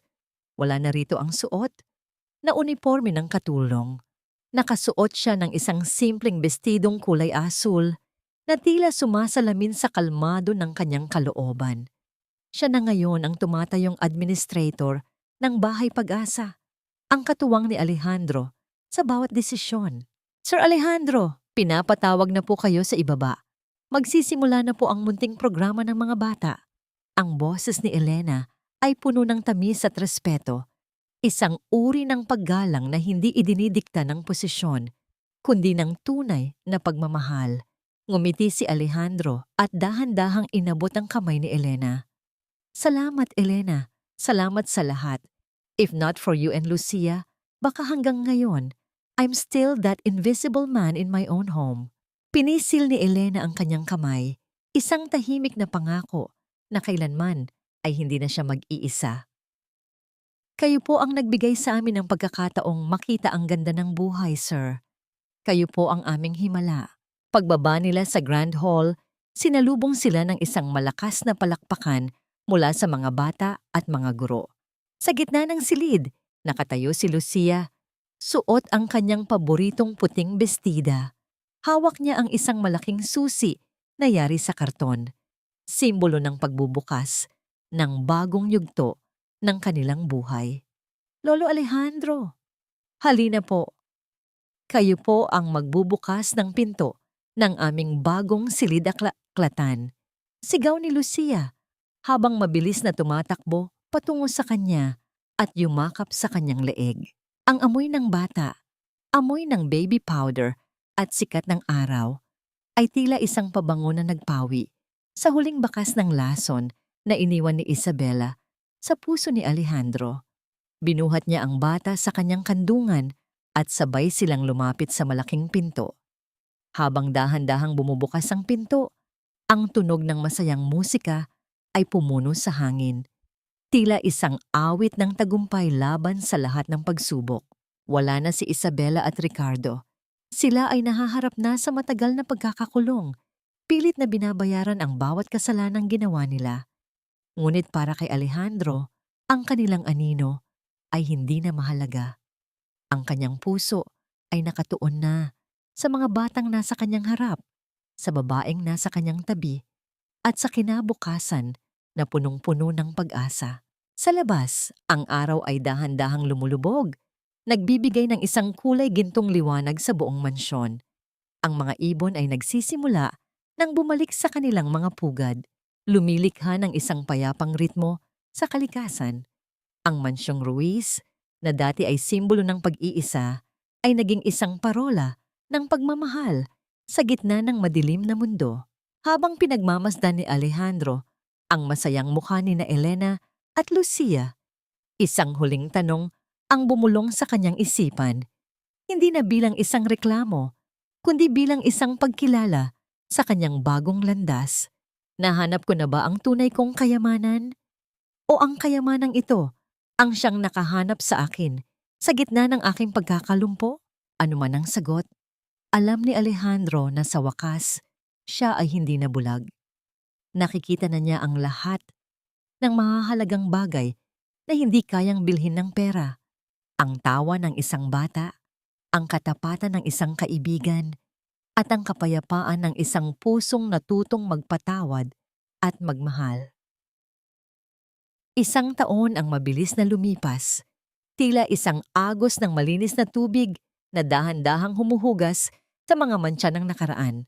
Sa loob ng opisina ni Alejandro, na dati ay puno ng mga papeles ng utang at galit, ngayon ay nanunuot. Ang amoy ng sariwang bulaklak at kape. Ang sikat ng hapon ay dahan-dahang gumagapang sa sahig, nagbibigay ng mahabang anino sa isang sulat na nakapatong sa mesa. Ang sulat ay galing sa bilangguan, mula kay Isabela. Dahan-dahang hinawakan ni Alejandro ang papel. Sa bawat salitang nakasulat doon, ang mga hiling ng tawad na hinaluan ng pait at pagsisisi ay naramdaman niya ang huling hibla ng kanyang galit na unti-unting napuputol.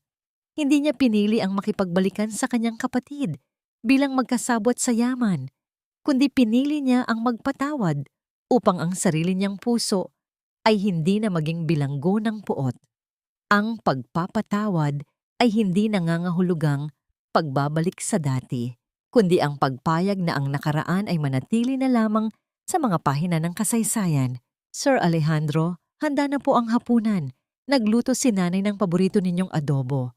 Ang masayang boses ni Lucia ay bumasag sa kanyang malalim na pag-iisip. Pumasok ang bata sa silid, bit-bit ang isang maliit na tropeyo mula sa paaralan.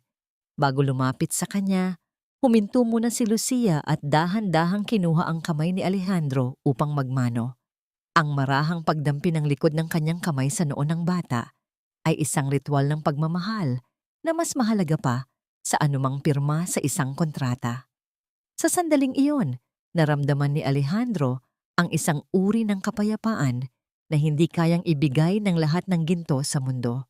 Pumasok din si Elena. Ang kanyang mga mata ay nagniningning sa kagalakan habang pinagmamasdan ang dalawa.